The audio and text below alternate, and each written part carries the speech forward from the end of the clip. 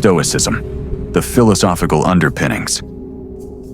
So, you've just heard about the Spartans, tough as nails, disciplined to the core, and utterly devoted to their state. Now, you might be thinking, what does a bunch of ancient Greek philosophers have to do with these muscle-bound warriors? And that, my friends, is where our story gets really interesting. Because believe it or not, the principles that guided the Spartans' lives, though perhaps unarticulated in philosophical treatises, bear an uncanny resemblance to a school of thought that emerged a little later.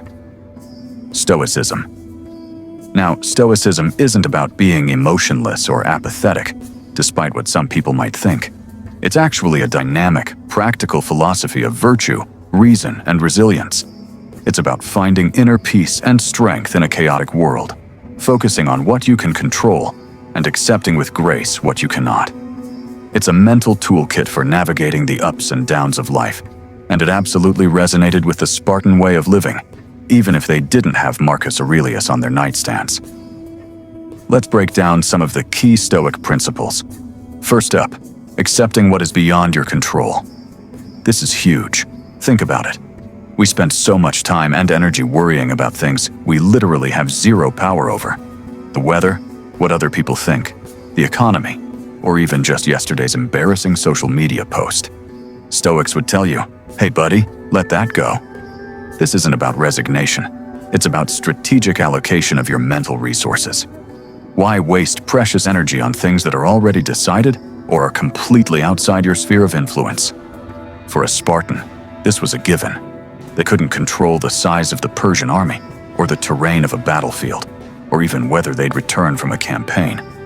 But they could control their own training, their courage in the face of death, and their loyalty to their comrades.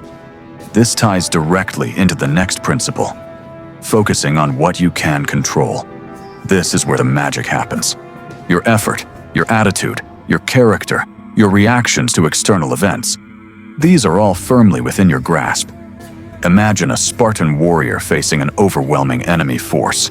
He can't control the number of Persians, but he can control his grip on his spear, his position in the phalanx, his resolve not to break formation, and his courage to stand his ground.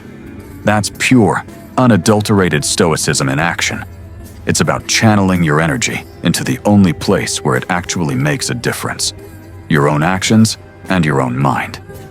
It's like having a superpower that lets you turn off the worry button and crank up the action knob. And finally, living in accordance with nature. This one might sound a bit abstract.